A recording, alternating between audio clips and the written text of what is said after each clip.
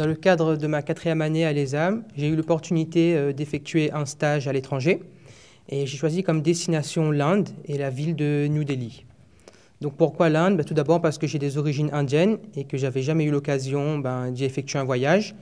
Et avec le contexte économique actuel en Europe qui est pas très bon, et que contrairement à l'Europe, on a tous les pays développés comme la Chine et l'Inde qui connaissent un développement rapide, j'ai trouvé que c'était une bonne opportunité pour moi pour découvrir le pays de mes ancêtres et en même temps d'y effectuer un stage. Donc, dans le stage, j'étais dans une sous-organisation du ministère du Textile, dont le but était de promouvoir le design et l'artisanat indien. Donc, j'étais en tant qu'assistant de chef de projet. Et donc, j'ai travaillé avec des designers indiens, des jeunes issus d'écoles de design, fraîchement diplômés. Et le but du projet était donc de recruter des étudiants en dernière année d'école de design, de les former à l'artisanat directement chez les artisans, dans les villages, dans les différents États de l'Inde.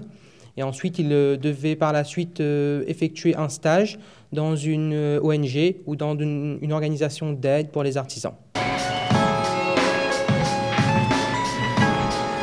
J'ai eu l'occasion d'effectuer un stage à Hong Kong et de visiter la Chine, donc qui est aussi un pays en cours de développement. Donc l'Inde, je savais bien sûr que c'était un peu moins développé, mais c'est quand même un choc quand on arrive sur place.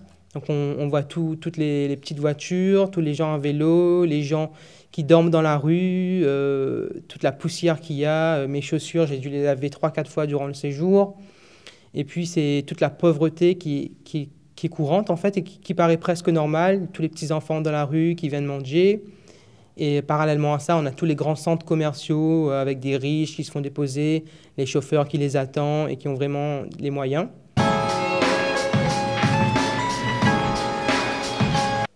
Je pense qu'il y a des bonnes opportunités de développement pour l'Inde dans un futur proche. Et pour des jeunes qui souhaiteraient y aller, avoir une expérience, je pense que ça vaut le coup. De plus en plus de multinationales vont y aller. Il y en a déjà pas mal. On dit que la Chine, c'est l'usine du monde, mais l'Inde, on peut dire que c'est le bureau du monde. Donc tous les services call center et tout ce qui est relié à l'informatique, il y a beaucoup de multinationales qui délocalisent là-bas. Et de ce fait, il y a des grosses opportunités. Il faut savoir que Hotmail, par exemple, elle a été fondée par un Indien, qui est aujourd'hui millionnaire.